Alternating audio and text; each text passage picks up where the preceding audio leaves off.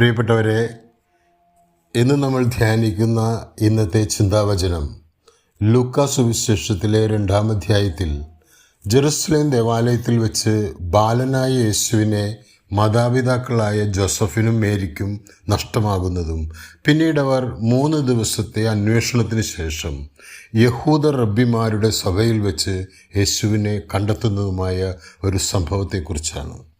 ആദ്യ വായനയിൽ നമ്മുടെ ചിന്തയിൽ വരുന്നൊരു ചോദ്യം ഇതാണ്: കേവലം 12 വയസ്സ് മാത്രം പ്രായമായ മകനെ കാണാതായിട്ട് എന്തുകൊണ്ട് അവനെ കണ്ടെത്താൻ 3 ദിവസം സമയമെടുത്തു?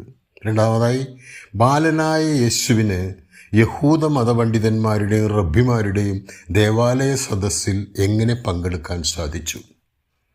അതായത് യേശുവിൻ്റെ കാലത്തെ ഒരു രീതി അനുസരിച്ച് ജെറുസലേം ദേവാലയത്തിലേക്ക് എത്തുന്ന സ്ത്രീപുരുഷന്മാർ ദേവാലയത്തിൽ എത്തിച്ചേരാൻ 1 ദിവസത്തെ വഴിദൂരമുള്ളപ്പോൾ തന്നെ സ്ത്രീകളുടെ വഴിയിലൂടെയും പുരുഷന്മാരുടെ വഴിയിലൂടെയും സഞ്ചരിച്ചു വേണം ദേവാലയത്തിലെത്താനും തിരിച്ചു പോരാനും. അതായത് യാത്രാസംഘത്തിലെ സ്ത്രീപുരുഷന്മാർ പ്രത്യേകം വഴിയിലൂടെ 1 ദിവസം സഞ്ചരിച്ചാൽ മാത്രമേ ദേവാലയത്തിൽ എത്തിച്ചേരാൻ കഴിയൂ.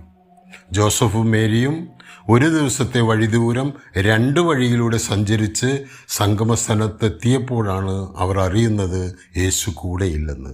അവർ വീണ്ടും 1 ദിവസത്തെ ദൂരം തിരിച്ചു നടന്ന് പിന്നീട് ആ മഹാദേവാലയത്തിൽ ദിവസം മുഴുവനും അന്വേഷിച്ച് ഒരിക്കലും ഒരു ബാലനായ തീർത്ഥാടകൻ ചെന്നെത്താൻ സാധ്യതയില്ലാത്ത റബ്ബിമാരുടെ സദസ്സിൽ വെച്ച് യേശുവിനെ കണ്ടെത്തിയതും.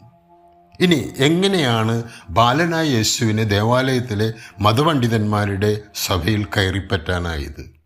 അതായത് 12 വയസ്സുള്ള ബാലൻ എന്ന് ലൂക്കാ സുവിശേഷകൻ വിശേഷിപ്പിക്കുന്ന യേശുവിന് യഹൂദ പാരമ്പര്യമനുസരിച്ച് സൺ ഓഫ് കമാൻഡ്മെൻറ്റ്സ്, അതായത് കൽപ്പനകളുടെ മകൻ എന്നുള്ള ഒരു പരിഗണന ലഭിച്ചിരുന്നു എന്ന് വേണം അനുമാനിക്കാൻ. അതായത് മതപരമായ കാര്യങ്ങളിൽ മുതിർന്ന ഒരാളായി കണക്കാക്കപ്പെടുന്ന ഒരു സാഹചര്യം.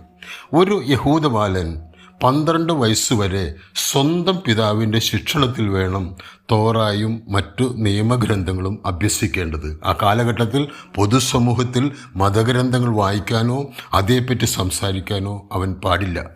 എന്നാൽ 12 വയസ്സ് കഴിയുമ്പോൾ, അതായത് ബാർ മിറ്റ്സുവ എന്ന ചടങ്ങ് കഴിഞ്ഞു വേണം പൊതുവേദിയിലും സിനഗോഗുകളിലും തോറ വായിക്കാനും സംശയങ്ങൾ നിവൃത്തീകരിക്കാനും. ആയതിനാൽ 12 വയസ്സ് കഴിഞ്ഞ യേശുവിൻ്റെ ബാർ മിറ്റ്സുവയും കഴിഞ്ഞിട്ടാണ് ആ വർഷത്തെ ദേവാലയ തീർത്ഥാടനത്തിന്